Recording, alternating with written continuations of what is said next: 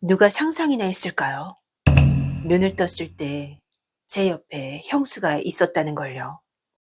오늘의 이야기 시작합니다. 오빠들 끝까지 함께 해주세요. 이모부 장례식이었습니다. 연락을 받고 저와 아내, 그리고 형네 부부가 함께 내려갔어요. 가깝다고 할 수는 없었지만 안 갈 수도 없는 자리였죠. 차 안에서는 라디오만 틀어둔 채 필요한 말만 오갔습니다.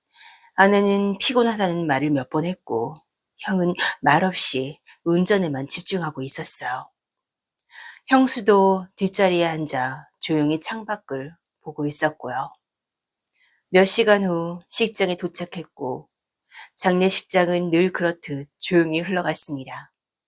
인사하고 밥 먹고 사람들하고 잠깐 얘기 나누다 보니까 시간이 훌쩍 지나 있었고 밖은 이미 어두워져 있었습니다. 게다가 눈까지 내려서 길이 얼어 있었고 시골이라 제설도 제대로 되어 있지 않았습니다. 형이 먼저 말했어요.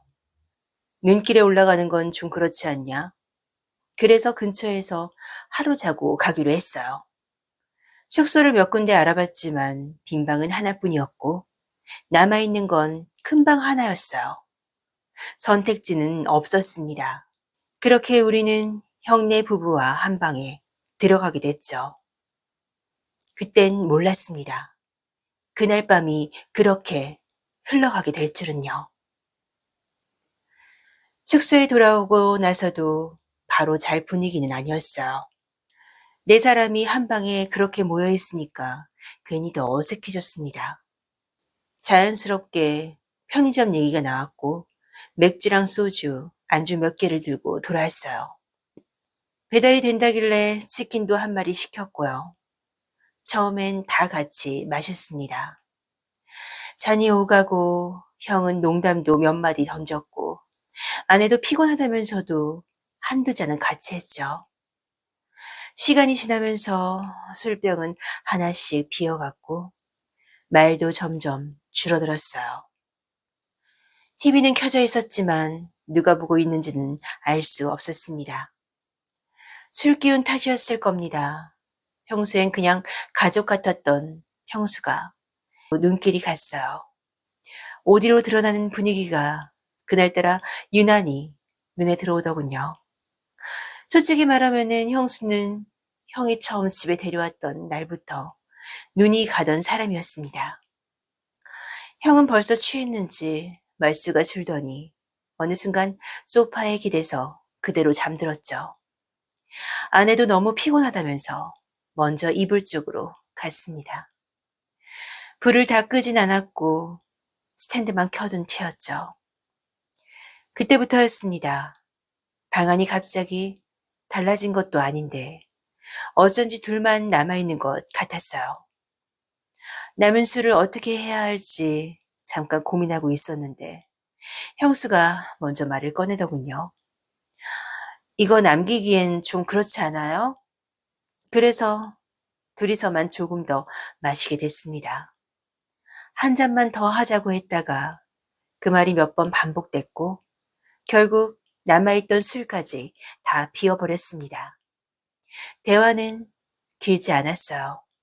형수는 이미 꽤 취해 보였고 어느새 제 바로 옆에 앉아 있더군요.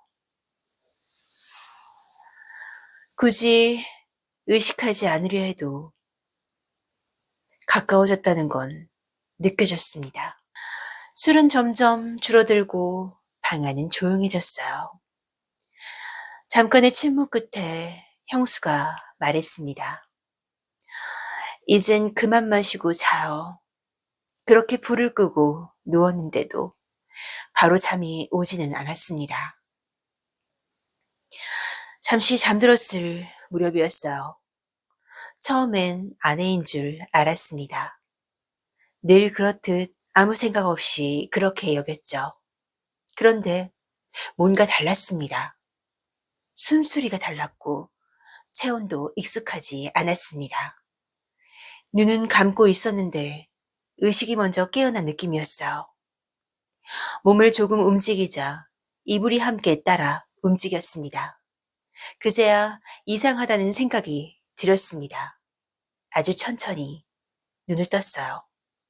형수가 바로 옆에 있었습니다. 놀라서 말을 하려던 순간이었어요. 그런데 이상하게도 그때부터 기분이 조금씩 좋아지기 시작하더군요. 그래서인지 지금은 소리를 내면 안 될 것 같다는 생각이 먼저 들었습니다. 입술이 바짝 말라왔고 심장은 괜히 쫄깃해졌습니다. 아무 말도 없었고 서로 숨을 죽인 채 그대로 있었습니다. 그 침묵이 상황을 더 분명하게 만들고 있었죠. 그게 왜 그렇게 됐는지는 지금도 잘 모르겠습니다.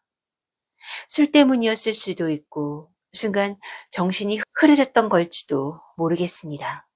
다만 그 순간에는 이 상황을 멈춰야겠다는 생각이 잘 들지 않았어요. 시간이 흐르면서 창밖이 조금씩 밝아지고 있었습니다. 정신을 차리고 아무도 깨지 않게 저는 조심스럽게 자리를 틀었습니다. 아내 쪽으로 몸을 옮기면서도 뒤를 돌아보진 않았습니다. 아무 일도 없었던 사람처럼요.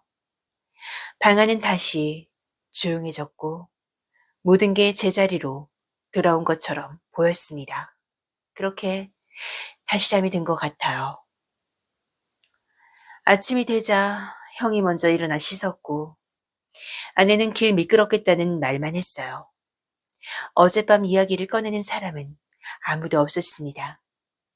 형수는 말없이 짐을 챙겼고 잠깐 시선이 스쳤습니다. 아주 짧았지만 같은 밤을 기억하고 있다는 건 굳이 말하지 않아도 알 수 있었어요. 차를 타고 이동하는 중에도 분위기는 달라지지 않았습니다. 라디오는 흘러나왔고 필요한 말만 오갔어요. 각자 사는 집 앞에서 내려서 짧게 인사만 나누고 헤어졌습니다. 평소와 다를 것도 없는 모습이었죠. 집에 돌아와서도 그날 밤이 계속 떠올라 며칠은 잠을 설쳤던 것 같아요. 그 이후로도 집안 행사 때 가끔 형수를 마주쳤습니다.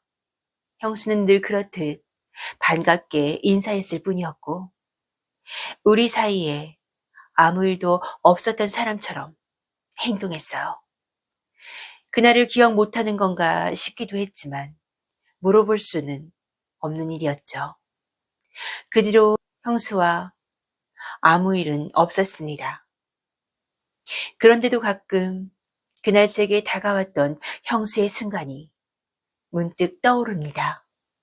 정말로 태어나서 심장이 그렇게 쫄깃해졌던 기억은 없었던 것 같네요.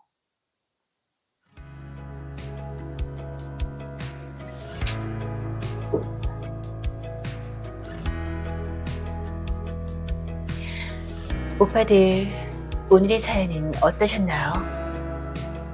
오늘도 끝까지 함께 해주신 오빠들 정말 감사드려요.